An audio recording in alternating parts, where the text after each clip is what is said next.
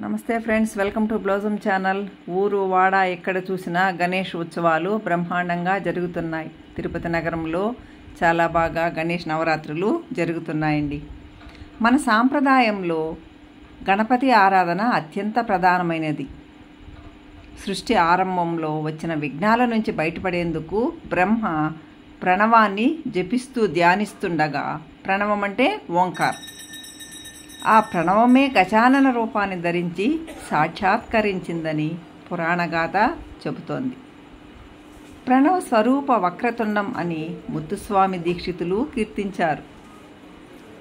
సృష్టి ఆదిలో బ్రహ్మకు గోచరించిన ప్రణవ స్వరూపుడే ఉమామహేశ్వర తనయుడిగా ఉదయించాడు. విశ్వగణపతి అయిన స్వామియే ప్రమథ గణపతిగా ఉన్నాడు. పూజ అనంతరము భోజన కార్యక్రమాలు వడ్డిస్తున్నారు చూడండి.